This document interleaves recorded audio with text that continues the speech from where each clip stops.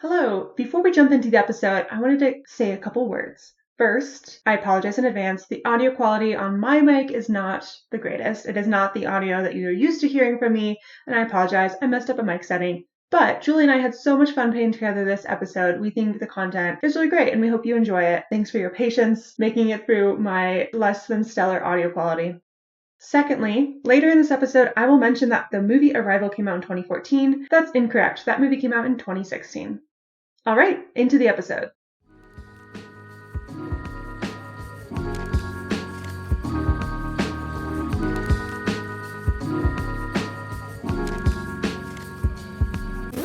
What is this book? What the heck is this book? What is it? The main thing I got from it was like this sense of feeling seen and validated. Well, why does it have to be this way? This book was placed in my hand for this moment.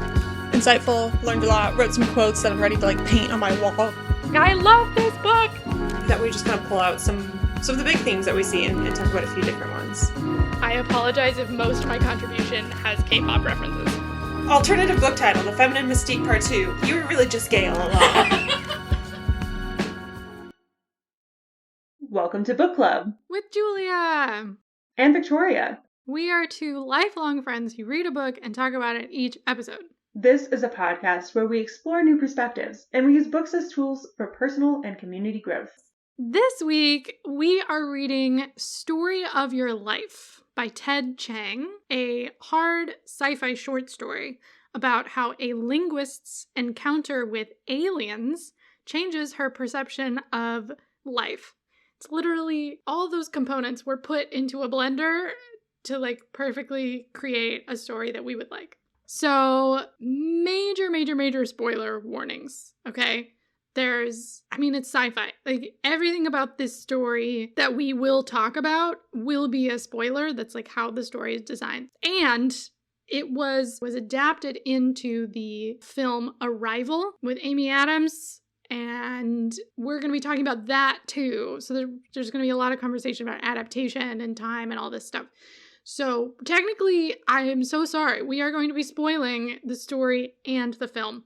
So if that is something that you care about, this is a big red neon flashing sign, go and consume this media and then come back when you feel ready to go. If you don't care, if you've already consumed the story or the film, welcome to the party. Yes, this one, big major spoilers. Yeah. I think the experience reading and the experience watching the film are so great. I know I also am the kind of person who doesn't like things spoiled before I watch or read, but I know there are some of you out there, like Julia, who are like, let me just read the ending real quick. So, yeah, everyone's welcome here. Just know what you're getting into. Yeah. Shameless self-promotion time. But if you want to support the show, you can go to buymeacoffee.com/bookclubwithjv and become a book club member. Our monthly contributors, annual contributors are really awesome and help us keep our website up and running and help us purchase the books we like to talk about. And we have some cool contests and raffles and fun things for members. So go check it out. If you are shopping on bookshop.org, yay for supporting indie bookstores. You can also follow our affiliate link in our show notes, and we make a small commission if you shop on bookshop.org through our affiliate links. Otherwise, you're welcome here, whether or not you give us money. And this is a free podcast, as always.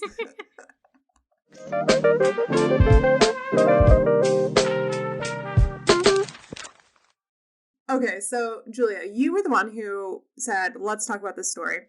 Mm-hmm. And I want to hear what your experience was first. Yes. So, as I said, the story was adapted into a film called Arrival. So I saw the film in theaters in college. So it was my first experience of this story.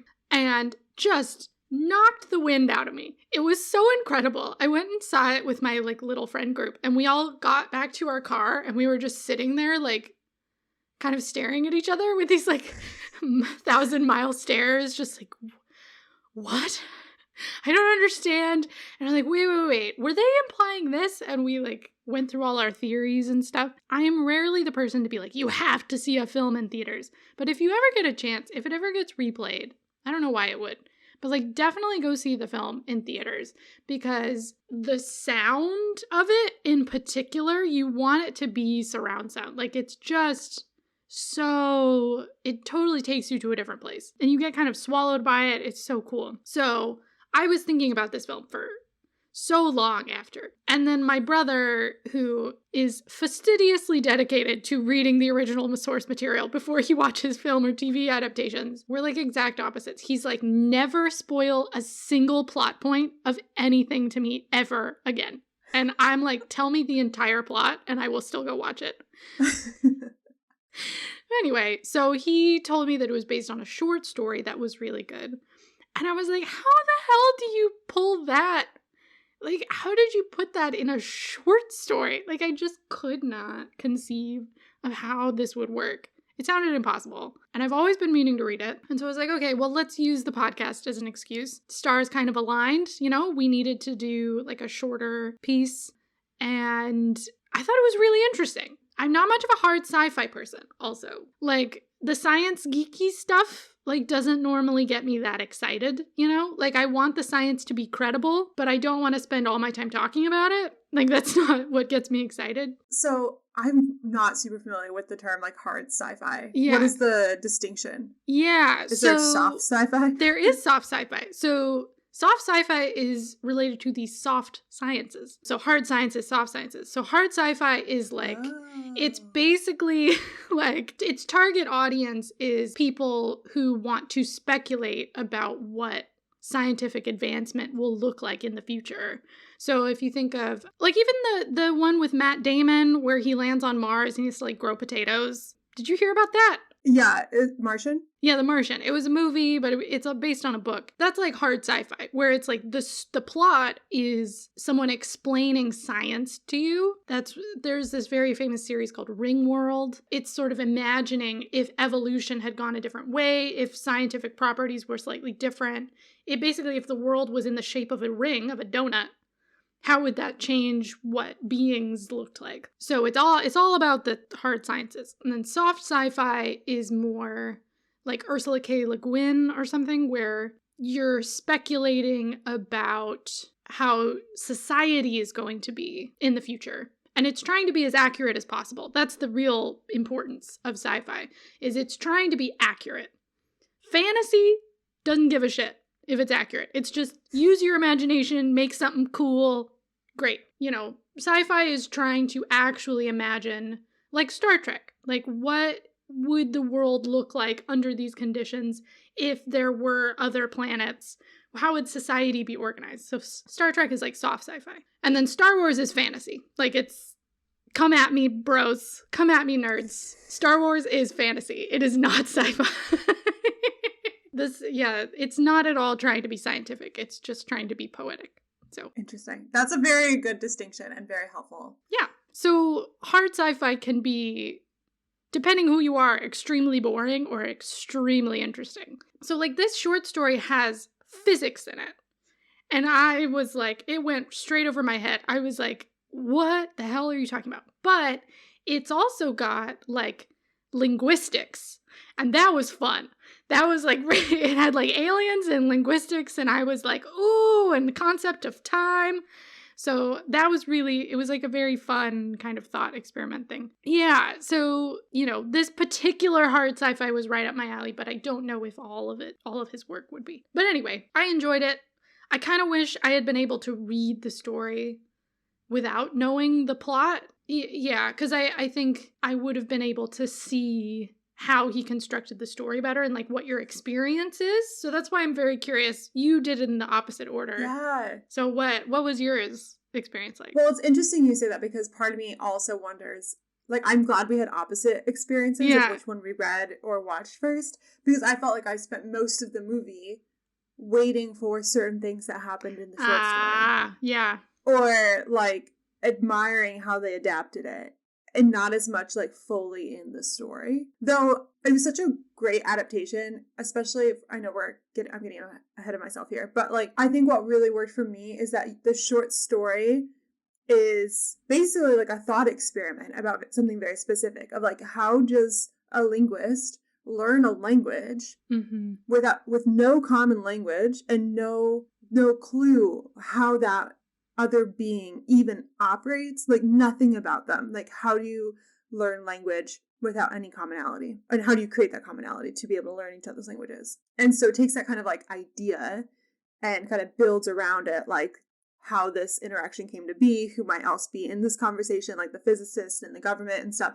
But then the movie gets to take these elements, this experiment, and really create I think the storyline comes through a little harder in the film to give you that narrative arc, that the short story is just kind of like playing with ideas. And the film, I think, is like getting to like lean into those ideas more and explore them more in some really fascinating ways that still stay true to the original concept of the film, or of the short story, because it was playing with an idea more than like giving a very specific narrative.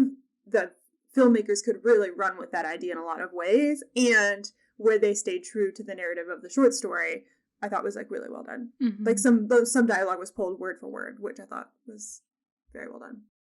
Confession. We're recording this episode more than 2 weeks later than we were supposed to because I messed up.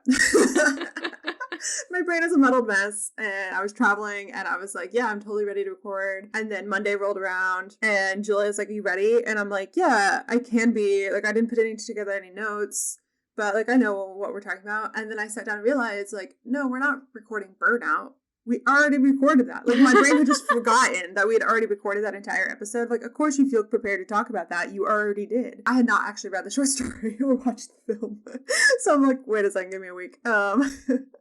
So that last Monday, I sat down and just read in pretty much one sitting. I had a small break in there. I really, really enjoyed it. And then like 2 days later, I watched the film. Also really enjoyed that. And I think I preferred reading the story first. I mean, I can't change the past. Like, I don't know. Maybe I would have preferred it differently. But the story, like, I felt like it was just like a moment of discovery. And because it was a short story and my style of reading, especially lately, I've been letting myself go back and reread things more quickly. Like, sometimes I'll like, in the past, I've pushed myself to finish something before I let myself reread. But while I was reading the story, if I like didn't quite get a concept, or like, wait, did we already introduce this character? Like, did this character have a name? I would just like flip back. So I probably read the whole thing twice, but in the course of one sitting, because I kept rereading passages to like see how it all fit together, and how the interspersed scenes from the main character's life with her daughter, kind of where they fit into the storyline of the alien encounter, I found really fascinating, some of the parallelism. So it was really fun to like flip back and forth and read it and kind of experience the whole thing, which I think is kind of how it was intended. It's trying to break a linear timeline. Yeah. So to read it bouncing around is probably a very effective way to read the story. Yeah. Whereas with the film, you're kind of trapped. I was watching the film by myself, though, and I've turned into my mother, which is if I miss something, I immediately go back and rewind and rewatch a scene. Which used to bug me when I was a kid. I'm like, Mom, like if we talked over the dialogue, she had to like listen back and hear what people said. Oh my God. I do the same thing now. But before Julia gets into the summary of the story, I will delay us further with a little bit about Ted Chiang, the author. He was born in Long Island in 1967. He went to Brown University, majored in computer science, and started writing when he was in high school, and has always kind of been part of his life to be writing speculative fiction, science fiction, and that realm of writing. In the 80s, he attended the Clarion Workshop, which I hadn't heard of before, but I've heard it compared to Bread Loaf, which if you don't know what Bread Loaf is, it's just a big like writer workshop that's like very prominent in the US. And it was like a big deal for him and very kind of like shaped his career. Around that same time, he moved to Seattle where he met his long-term partner, Marcia, and they both worked at Microsoft. I found it really interesting. He says in an interview with The New Yorker, quote, "I don't want to try to force myself to write novels in order to make a living. I'm perfectly happy writing short stories at my own pace." So he's written a lot, but compared to other writers in the same time frame, because he has had a long career, he probably hasn't written as much. But what he has written has won him hella awards. Like he's won Nebulas and Hugos, which are again fancy terms for fancy sci-fi writing, speculative fiction awards. So he's had a very prolific career during this. He still lives in Washington, and he first published Story of Your Life in a collection or an anthology called Starlight 2 in 1998. And then in 2002, he reprinted it as part of a collection of his own writings called Story of Your Life and Others. And then, as we said, it got turned into a film. I believe it came out in 2014 arrival, which was actually earlier than I thought, but that's just, I guess, how long people have been telling me to watch this film. It's been 8 years now, and I finally got around to watching it. So there isn't actually a lot known about Ted Chiang. He's kind of a private person, and this New Yorker article was written by Joshua Rothman. We'll link it in the show notes.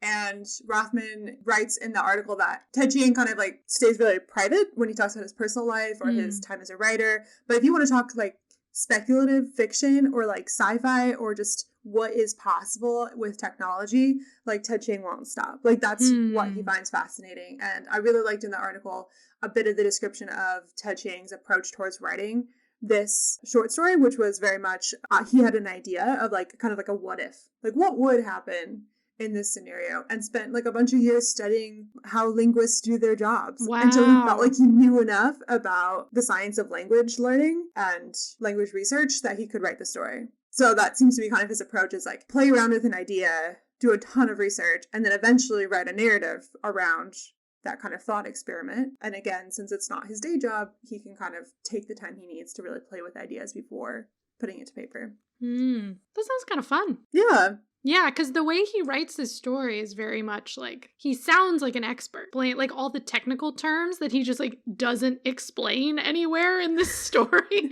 where you're like, okay, I think I know what that means. Yeah, he definitely speaks like an expert.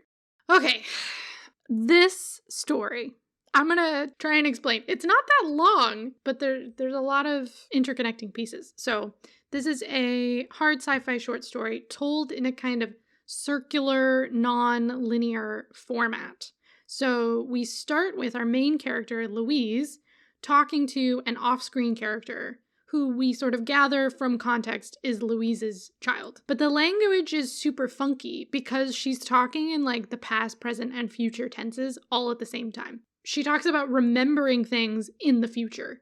Like she has memories that haven't happened yet, basically, is kind of the language that's used. So we're immediately shown, we sort of start with the moment that the daughter is about to be conceived, and then we're immediately told the daughter is going to die within, like, that's the first kind of section. And then we're told that aliens landed on Earth and set up a means of communicating with humans through these, like, basically, like, really fancy Zoom calls. This was written 1998, right? They weren't, they had phones, but not. They basically have these like looking glasses in tents in different parts of the world to like communicate with humans. And so Louise is one of the linguists in the States who's chosen to communicate with the aliens, to like learn their language. And she is joined by a physicist named Gary. So these two spend a lot of time trying to figure out how the aliens think and communicate.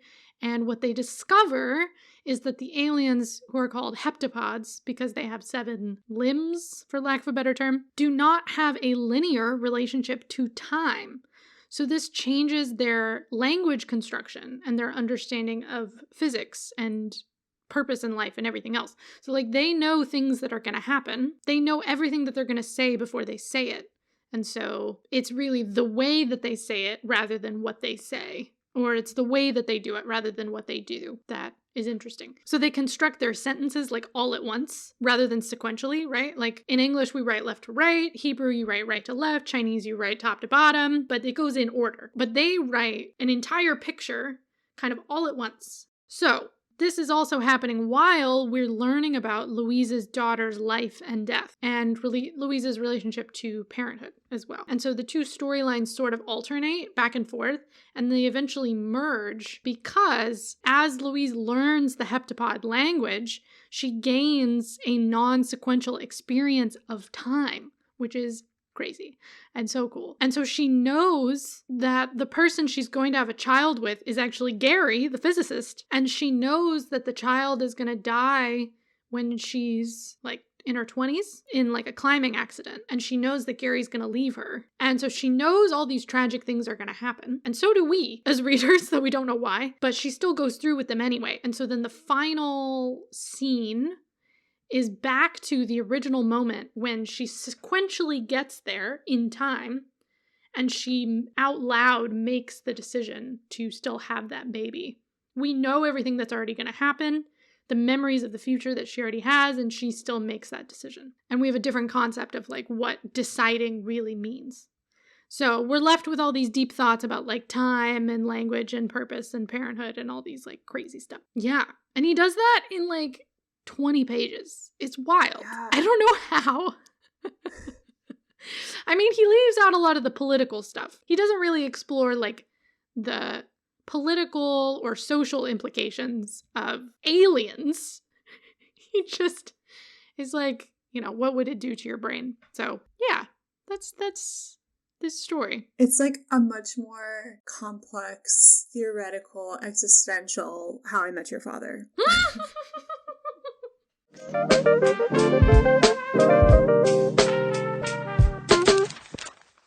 So in our discussion portion of this episode, we're going to be talking about time and language and purpose. And we are not, the irony is not lost on us that we are trying to speak in a linear way about a very timey-wimey story. This is a very loose structure, so as we talk about time, we can't help but talk about language and purpose, and vice versa about all of those. We'll be talking from both directions of like the story and the film, kind of at the same time. Seems fitting.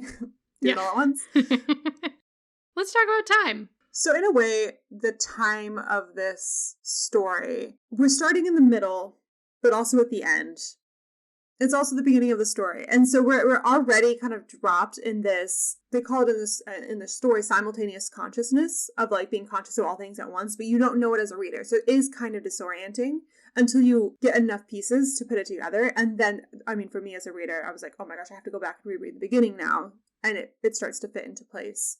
And as a film watcher, as a moviegoer, I'm sure, was that kind of like mind-boggling too, the first time you pieced it together, that the things at the beginning of the film were actually the end? Yeah, well, okay, like when you watch the film, there's like a montage at the beginning with her and her daughter's whole life. So you see her daughter's whole life kind of in summary, and you're like, oh, okay, so this is something that has already happened. And then there's some voiceover that makes you kind of second guess that, and then she has some flashbacks of her daughter, and so you think they're memories, right? You think they're flashbacks.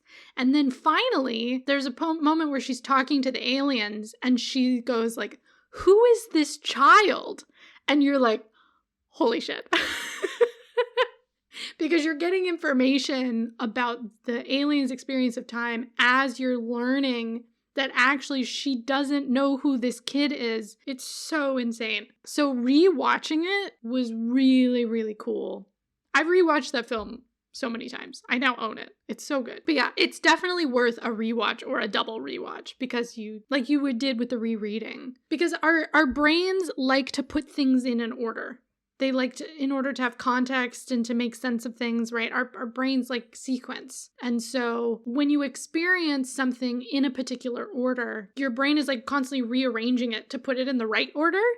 And so when you learn later what the real order is, suddenly you're like, oh, I had that all wrong. And you have to like change everything. And it really kind of shows you we can never fully experience this story as it's meant to be experienced. It's meant to be experienced non-linear and circular.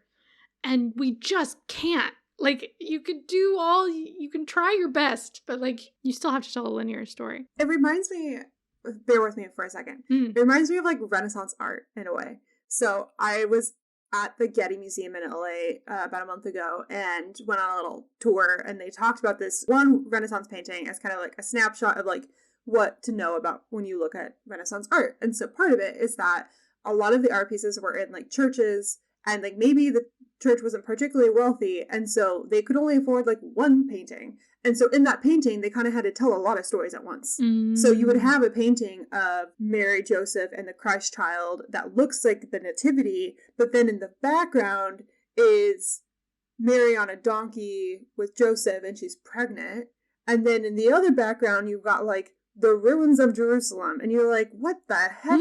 And it's because it's symbolic and trying to tell you all these stories at once in like, here's what to know. And you can just like, as a non-literate person at the time when this painting was created, you could stand there and someone could help interpret the story for you and kind of piece it all together, and you get this big visual of all the different pieces of the story. And it's kind of like, it feels really weird as a modern Western art consumer to look at it, because we sometimes expect paintings to be like a snapshot in a way, like a photograph. Or like a concept. Yeah, or like one thing at a time, maybe. Or like, why is there two people, like two representations of the same person in this painting? Like, that feels like breaking some sort of laws of physics to have this person exist twice. So that also made me think of it, of like, I almost wanted to see this as like a painting. Like, that felt like the one way you might be able to experience it all at once. But even then, your brain is still only going to be able to fixate on certain parts. And so you're going to be looking at the image of Louise holding her child who has just died, and the image of Louise helping her daughter when she's really young with like a school project, and like her and her daughter fighting when her daughter's older, her daughter like breaking a salad bowl. Like, these are all happening at once, and it's like hard to like wrap our little linear human brains around it. So one thing I found particularly interesting in like how Louise and Gary start to understand this new concept of time, or how the heptapods experience time, is a really cool example of the importance of interdisciplinary collaboration, because Louise is starting to understand the language, which Gary's having a very hard time with. But Gary comes in with these physics concepts that they developed enough language with the heptapods, enough shared language, that they're starting to kind of test out, like, how do these heptapods understand physics and math and things like that. And there's a specific physics idea that I still have a hard time wrapping my brain around. Yeah. That kind of starts piecing things together. And that's when Louise is like, oh, like kind of connects the dots of how the language and the physics can exemplify how they experience consciousness. So basically, it's a principle of like how light bends. So like light will take one of two extremes. It will either take the fastest or the slowest way of getting to a single point. It will never take the way of the middle. It'll never take the middle route. And it's one of extremes. But somehow the light has to know where it's gonna go, where it's gonna hit before it leaves, so it can decide whether it's going to take the fastest or slowest way to get there. Because how else would it know? And I'm ascribing consciousness to light particles, but how would it know how long it's going to take to get there, what the different options are, if it doesn't know where it's going to end up? Which is just mind-boggling, and I don't know how light knows where it's going to go, okay? Yeah, I feel like I was tracking in Ted Chiang's short story when he had like the diagram with like, okay, think of when you see light go through water and it bends. Like, you can think of like putting a straw in a glass of water and it looks like the straw bent. But that's like how light refracts. I'm like, cool, following. This is like elementary school science. I remember this. And then he goes into like the mins and maxes and I'm like, I'll stick with the linguist. I understand what she's talking about. Yeah, that is where it clicks into place for Louise, where when Gary explains that to her, she's like, oh, that's how they write. They write by knowing where their sentence is going to end up.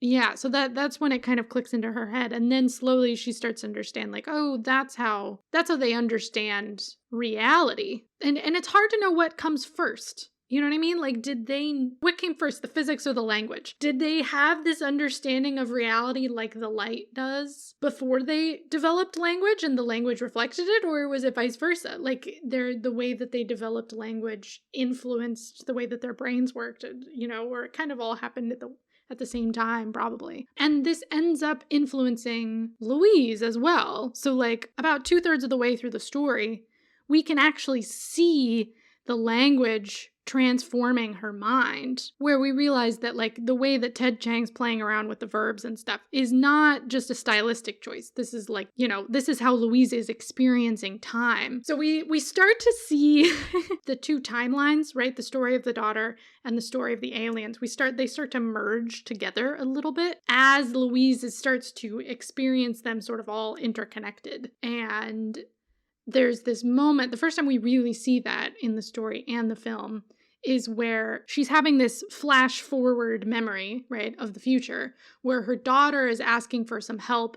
Her daughter can't remember this term, this like science term for something. And so she asks her mom, and Louise is like, I don't know. And in the present, she hears Gary, or Ian, her future husband, say this term non-zero sum game to describe basically where both people get what they want, kind of. And then in the future, she can tell her child that. And you experience these two moments kind of simultaneously. So in the film, they like intercut between the two. And then in the story, they sort of bleed together. Beforehand, there was like there was like a big space between the two different storylines. About 2/3 of the way through, once this happens, they kind of start to bleed together. Oh, it's really it's so fascinating to watch unfold. Because you're like, wait a second. Yeah. It's like you could interpret it of like, oh, Louise remembered the word. Like that's how we would in our linear thought process think like, oh, she remembered, like it took a second, but then she remembered the word, which is how I read it at first.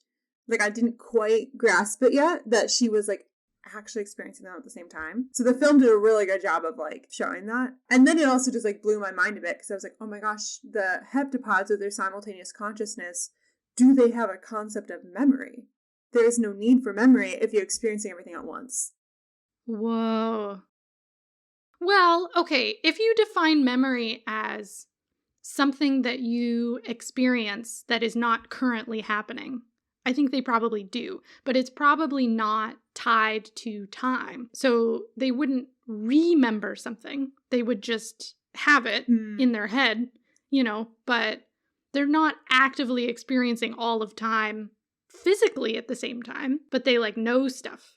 You know what I mean? So I feel like memory is maybe the wrong word. They probably have a different concept. So maybe they don't remember, but they have memory. Yeah, but it's just not tied to the past.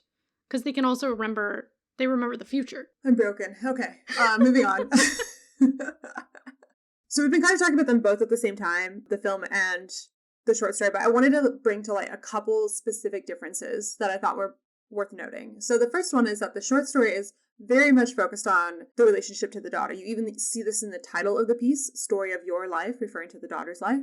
Whereas Arrival, the film, is much more focused on the relationship between the humans and the aliens. And mostly about that, though we do get the daughter character quite a bit. And that's kind of how we are brought into the idea of this simultaneous consciousness. Or we've kind of talked a bit already about how the story feels more like a thought experiment, kind of just like playing with these ideas, highly technical. I was Googling things to understand concepts. Yeah. Like you use your dictionary with this piece. Whereas I just want you to say this because it's in your words. But the film is very much not hard sci-fi. Like it's all just very kind of hand wavy and it's just all about the vibes. You know what I mean? It's like the soundscape is just stunning. The eeriness and the visual design and the coloration and the weirdness, like you just feel it. And that's what I remember walking away with was like, yes, my mind was exploded, but it also just left me with like a whole body sensation from the music and the look of it. And the short story is very much like, it's very neck up in this, like your body is not involved in this story in the slightest. You know what I mean? It's just like my brain having a little party, trying to guess like what would happen, Weirdly, very few emotions, even though we're talking about the death of the main character's daughter. But it's a lot of thinking about stuff rather than feeling it, I guess. So, yeah, and one of the ways that those differences play out is in the sort of implications of what Louise learns and her experience of time.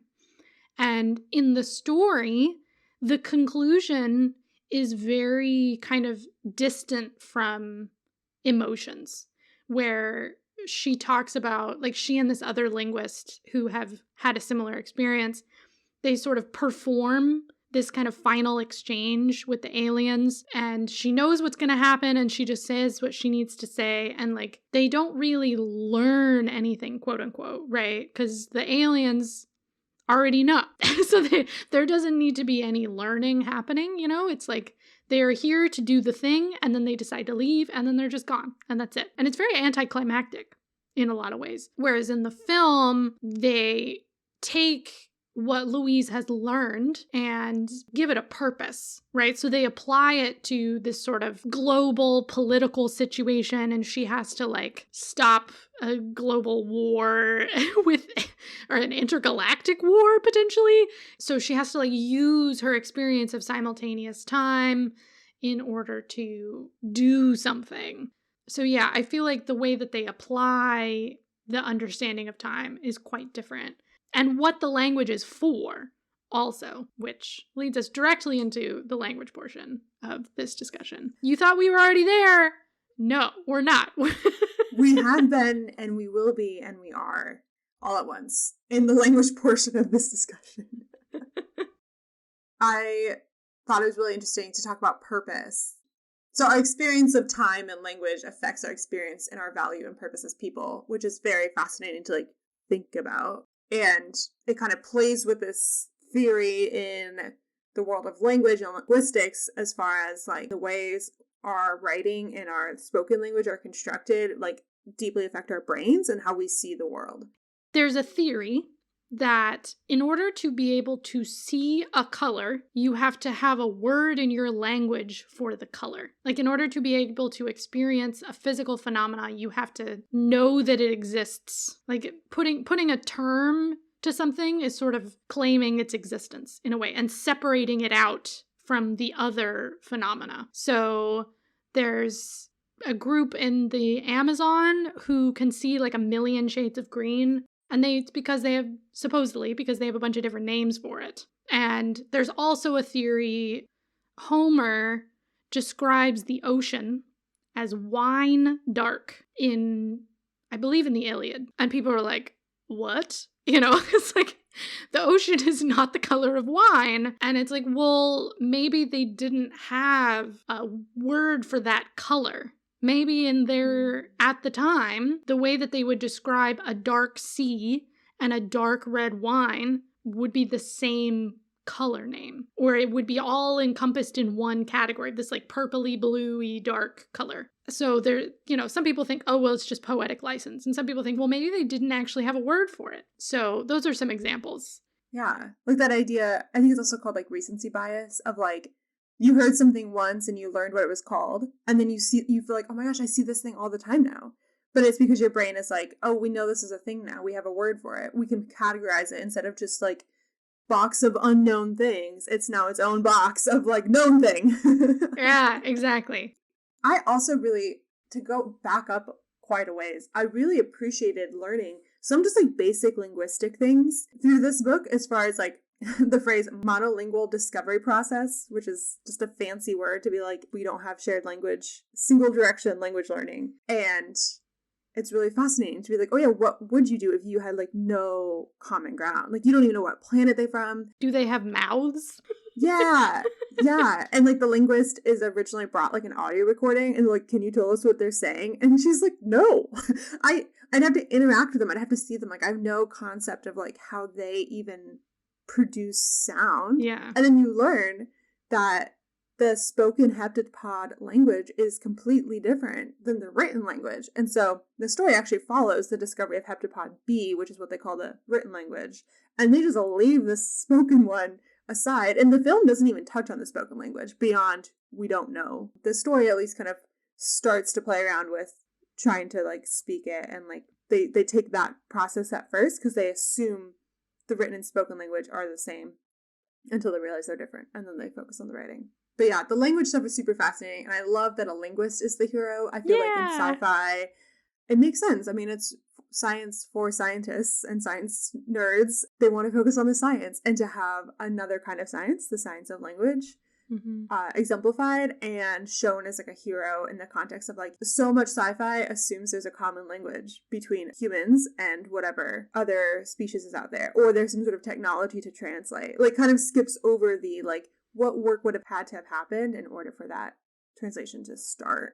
One of the other fancy linguistics, well, it's kind of linguistics, it's kind of philosophy. This theory, it's called speech act theory. And it essentially says that sometimes language is just describing something, it's just explaining, and sometimes language is actually doing something. So like when you say, I do, in the context of a wedding ceremony, you are enacting a marriage, right? You are creating something in that exact moment that you speak. You know, this can be applied to a bunch of other areas where you're like, okay, you know, sometimes if you say that something is true, it becomes true, which is the scientific way of like manifesting stuff, I think. And it's applied here in a really fascinating way, or Louise uses it because she's like, okay, so if you already know what's going to happen, why would you still communicate? Like, what's the point of communicating? Like, wouldn't you just do the stuff? You know, why would you need to talk if you could just do the things and make them happen as they're supposed to happen? So she talks about speaking or writing as an act of manifestation, right? As an act of creation, and actualizing, maybe, I think is the word that she uses, where it's like, okay, instead of speaking in order to learn or in order to get something new, you speak in order to put out into the world something that was always going to happen. And it's a really interesting way of looking at talking, where talking becomes a performance. And you can think of this like if you order food or you go to the grocery store or something, and those kind of interactions that you have that are kind of scripted, where you know what's going to happen already. You know you're going to order your food, and they're going to ask you these and these questions, and then they're going to say, okay, great, I'm going to go bring you your food. And you like manifest your food, right? And then they bring it back to you, and then they ask you if you need anything else, and you ask for water, and then they bring you the bill, and like, you know, there's a script. You know what's going to happen for the most part, but you talk in order to enact the transaction that is already going to take place. So it's a bit like that. Like, you wouldn't actually have the food unless you said something. It made me think about my own relationship to like social performance and time, and like, what do I prefer? Do I prefer situations where there is a script and where I know what's going to happen? Or do I prefer not knowing? I think I do kind of prefer to know in a lot of situations, but then I also get really bored making small talk. You know, and that's kind of a performance, but it's not a scripted performance. So it's slightly different. Like, you're supposed to perform, but they don't tell you what to say. So that was the main thought that I was left with reading the story in particular. That is interesting to think about. I'm just thinking of all these other examples of like speech acts that kind of align with the speech acts theory. And like, we put importance on it. And I think a lot of them have to do, that I can think of, with like big life events. Mm-hmm. Like, meaningful rituals, or like things that like are going to happen, and then you like formalize it in a way to acknowledge that it's happening. I think of like when I was a kid, I thought people were generally fully shocked when someone proposed marriage to them. If someone's proposing and not knowing what the answer is going to be, like, they probably shouldn't be proposing. Like, they should probably have another conversation first.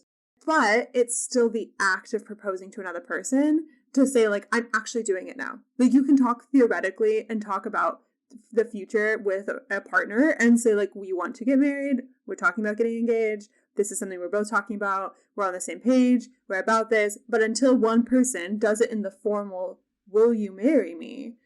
That's the story everyone tells. Yeah. People don't tell, like, the stories of, like, oh, the 17 conversations we had over the course of a year about when we were getting engaged. You talk about the moment it happened. And that's when people mark their engagement. Or similar to, like my cousin asked her sister to be her maid of honor. Her sister knew she was going to be asked to be the maid of honor. She's her sister. She has one sister that she's going to be the maid of honor. Like, it was going to happen. But there was a moment where she had a gift or a card. She saw her sister face to face and was like, will you be my maid of honor? To, like, formalize the actual experience of doing it. And then thinking about how we feel, perhaps, like, maybe logically, we're like, oh, I guess the person didn't have to say that, but, like, you feel like you missed out on something if someone doesn't, like, say what they were going to say. Mm-hmm. Like, when my dad proposed to my mom, it's a very funny story. He was so nervous that he, like, brought out the ring and then didn't say anything. Oh my God. And my mom just looked at him like, do you have something to ask me?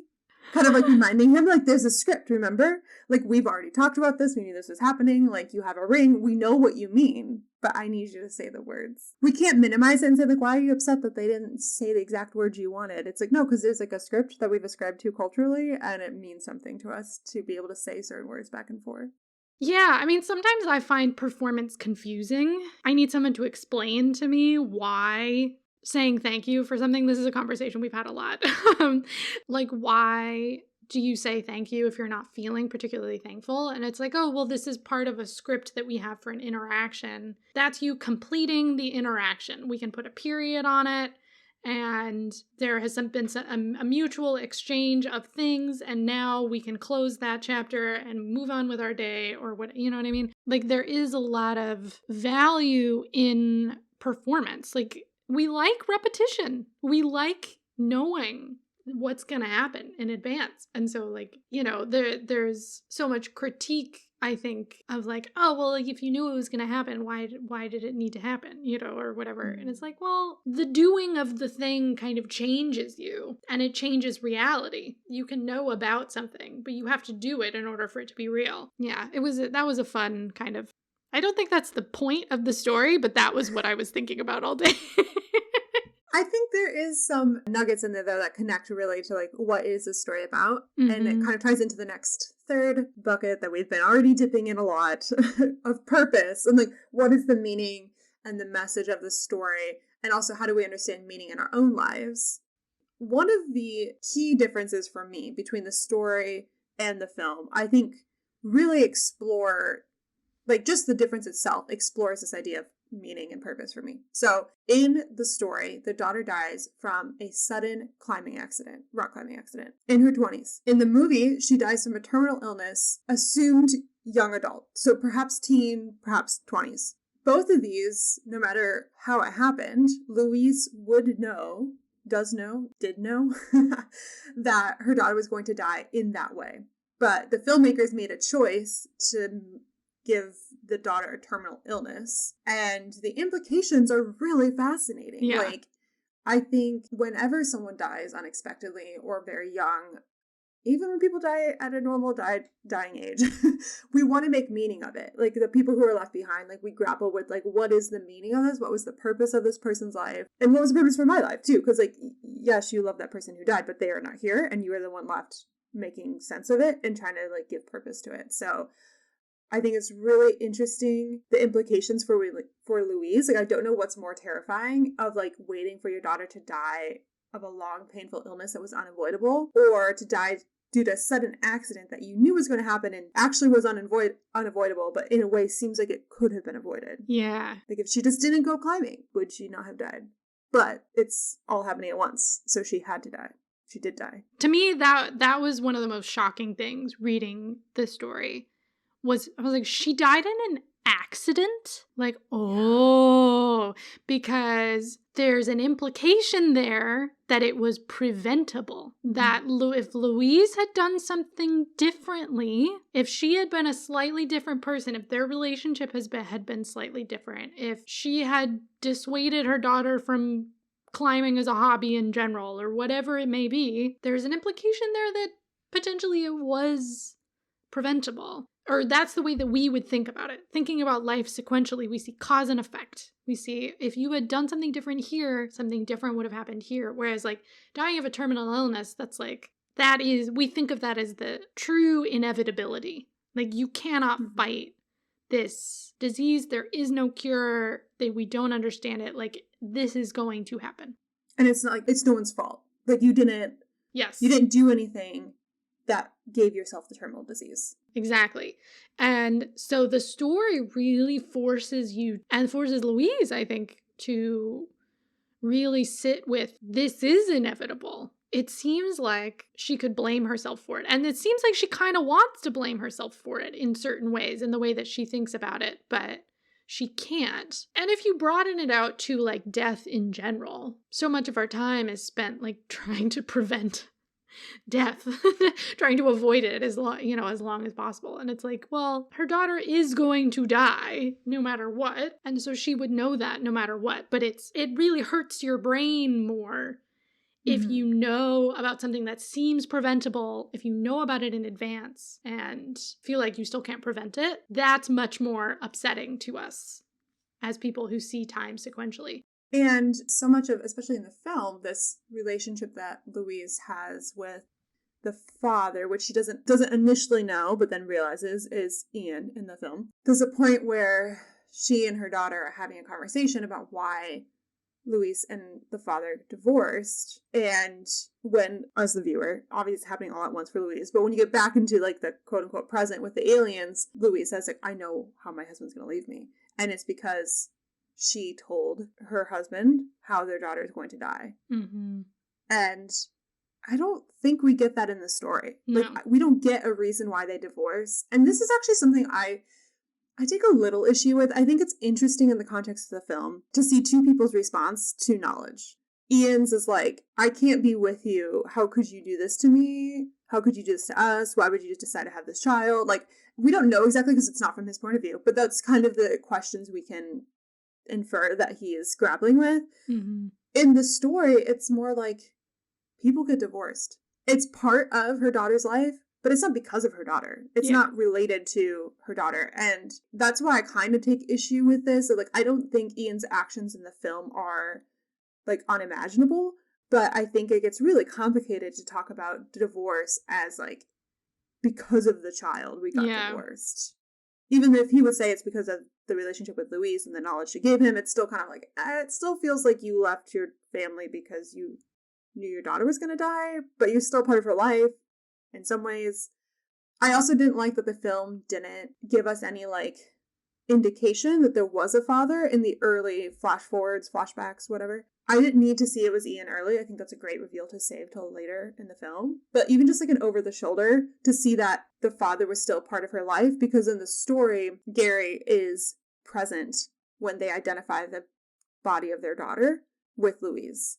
And I think that's really important that he was there with her, with Louise, and was like also identified as like an equally important parent in this child's life, versus in the film where we see the daughter die and Louise is by herself. And I feel like that speaks so difficultly of Ian that he wouldn't even be there and his daughter's dying. Yeah. I don't think that was that's what they intended to convey, but that is what it looks like. I think they were trying to just get really close on Louise's relationship with her daughter. And there could be other people in the room, but we don't see them. So that was not my immediate interpretation, that Ian wasn't even there when his daughter died, but it definitely looks that way if you look back.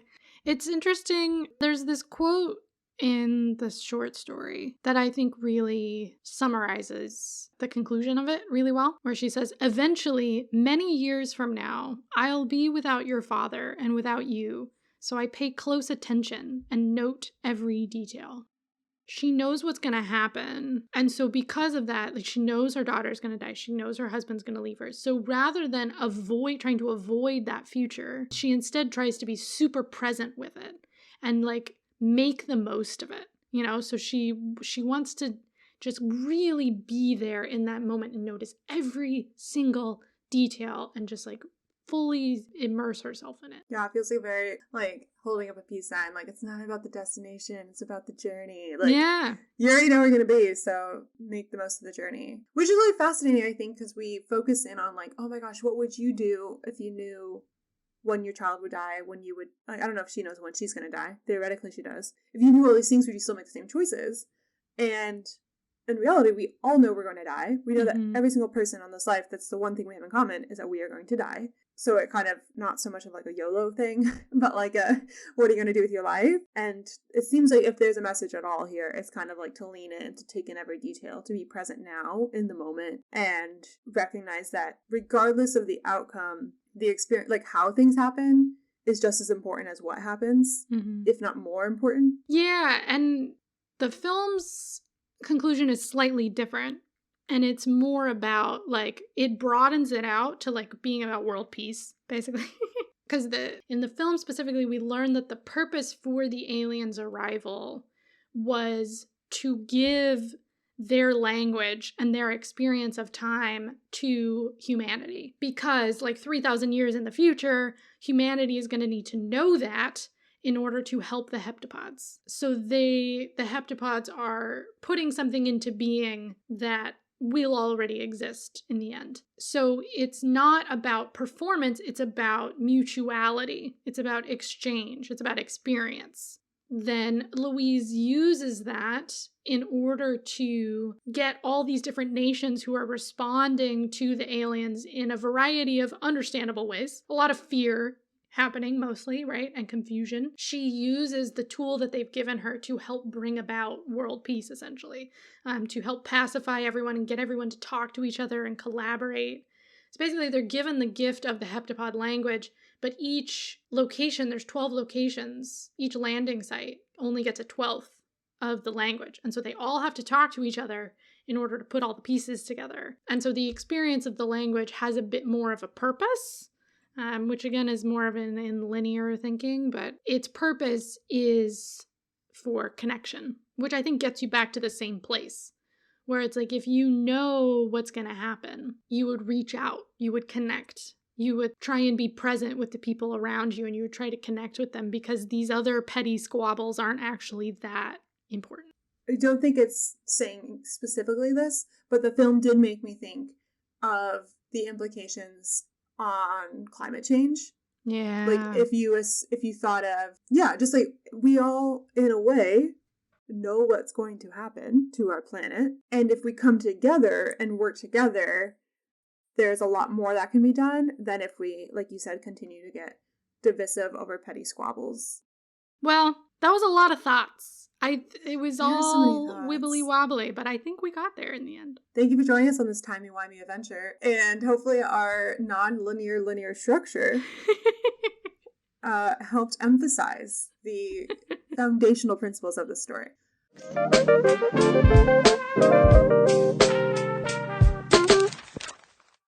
All right, so some recommendations for those who really enjoyed the story and or the film.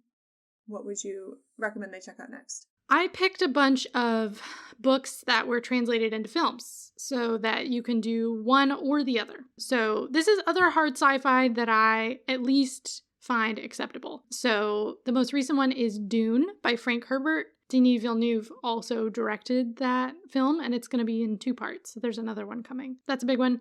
2001: A Space Odyssey by Arthur C. Clarke. The film is probably what's most famous by Kubrick. It is weird as hell, but worth a watch, and it's like part of film history. You gotta watch it. There's a spaceship that like rotates that apparently physicists were like drooling over when they made the film because they were like, oh my god, that would actually sustain life for long-term space travel. That's hard sci-fi. Okay, then there's Leviathan Wakes by James S.A. Corey, which is the first part of the series that is The Expanse, and that was adapted to the extremely good TV series, The Expanse. The first 3 seasons are the best. And then the other 3 are the ones where they were at Amazon and the quality dropped off a little bit. But I'm not bitter at all about that. And then something a little more accessible. It's a YA series that starts with Ender's Game by Orson Scott Card. The film was fine, but the book is better. So part of the reason we picked this story this season was because I was like, Julia, I think I'm ready to explore some sci-fi. And she's like, about damn time. So my sci-fi recs are limited because I am a noob. But I'm really enjoying sci-fi. I think I probably fall more in like more interest in like the soft sci-fi. But Saga, the comic book series, is wonderful. I think I would classify it as sci-fi, but someone would probably tell me it's just fantasy. And then also, Rude made this connection for me last night because I told him I read the story and that he would really like it, so he read it and then we couldn't stop talking about it. It was great. But he made the connection between Dr. Manhattan from Watchmen and like the simultaneous consciousness and how it comes up against people who live in our linear human brains and how that conflict kind of arises in his life. Super fascinating. So Watchmen TV series or the comic books. I like the TV series better. Comic books are a little hard for me to read, but Dr. Manhattan's in both of those. So, some things we're currently obsessed with, things that are bringing us joy that aren't maybe not at all related to what we talked about today. Mine, I recently purchased this absolutely giant book that's going to take me like years to read, but it's called The Dawn of Everything by Graeber and Wengrow. One's an anthropologist, one's an archaeologist. And this book is essentially the anthropologist's alternative to Sapiens, which was for the historians, apparently. Part of the purpose of this book, the beginning of it, is they're trying to dismantle this perception that we got of humanity, that we have this kind of linear progression. It's a very modern idea that we're moving towards something through technology and development and stuff, and that early humans would be in some kind of innocent state of nature that was either always at war or just like really naive or whatever it may be. They're kind of trying to pull that apart. And part of the way that they do that is by pulling from things that we've learned from sources that are not European white men. Shocker. Anyway, but it's so fascinating. It's like totally exploding my mind. And it's super accessible, I think, for an anthropology text. Like, it's very long, but otherwise their writing style is really accessible. So I'm really enjoying it. So 2 recommendations, both are podcasts. So one is Untitled Dad Project, which is really fascinating. It's kind of like a meta project of a woman who is grappling with the death of her father that she never really knew. A lot of the podcast is her trying to write the story. Like, the climax should have been when they finally met, but she was drafting the email to meet him and ask him questions, and then she found out he died. So, like, it's almost anti-climax, and she's kind of, her grieving process is also putting together the pieces of the story. Very meta, very interesting. Other recommendation, or currently obsessed right now, is Sounds Like a Cult. It's a podcast, and it's a writer whose background is in linguistics, which is really fascinating. Wait, the name of it is Sounds Like a Cult? Yeah. Oh, okay. The name of the podcast is Sounds Like a Cult. I thought you were saying the name of the podcast sounds like a cult, but the name is... Sounds Like a Cult. Yeah. I am on board. Continue. So it's a comedian and a linguist/writer talking about different things that sounds like a cult, and then they kind of, by the end of the episode, kind of say if it's a live your life or watch your back or get the hell out. Very fascinating. But Julia, I want to send you the first episode I listened to, which was The Cult of Trader Joe's. Yes! Oh, I am absolutely in that cult. I will admit it. I was indoctrinated early. Thank you for listening to Book Club with Julia and Victoria. We would love to hear your thoughts on this book or the topic we discussed, so you can share your review and recommendations with us on Instagram at Book Club with JV, on our website, bookclubwithjv.com, or by leaving a review on Apple Podcasts. You can also visit our website for show notes with links to all of the recommendations and the things bringing us joy. If you don't already, go ahead and follow us on whichever podcast platform you are listening on so that you can be notified when our next episode is released. This episode was co-hosted and produced by myself, Victoria Brewitt, along with Julia Clausen. Rebecca Gasney provides us with project management support. Our music is composed by Greg Brewick, and our logo was designed by Gabby Fabland. Until next time, happy reading.